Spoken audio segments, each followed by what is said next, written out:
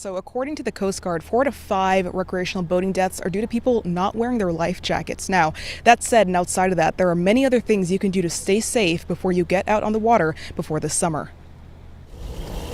Anywhere there's a body of water, there can be an emergency. The key to staying safe on the water is preparation before you head out, according to Captain Raymond Egan. Even if you're a great boater and you think you're never going to have an issue on your boat, you might need to come to the aid of another boater that's in distress. That involves wearing your life jacket, making sure your boat is in good shape ahead of time, telling loved ones where you're going and when you're planning on being back, and having a well-stocked medical kit on board. I know the air temp's hot, but the water temp's still cold. So if you're going to get in the water, keep that time to a minimum. The water temperature here today is still 59 degrees on the Willamette and the Columbia.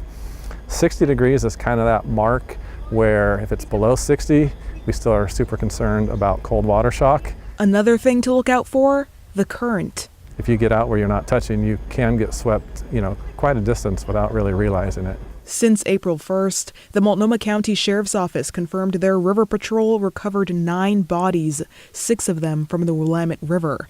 Portland Fire and Rescue says, unfortunately, that's not unusual.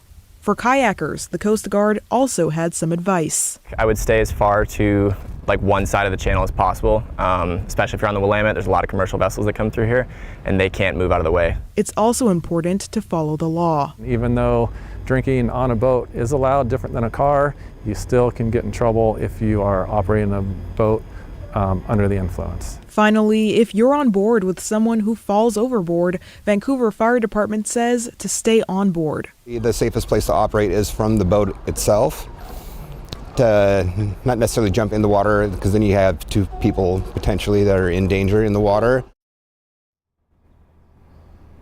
It's also worth noting that for those into towed water sports from the Hawthorne Bridge to Willamette Falls, there are special rules regarding those sports and what you can and can't do in that area, which can all be found on the Oregon State Marine Board website. Tim, Stephanie? All right, Celine, thank you so much.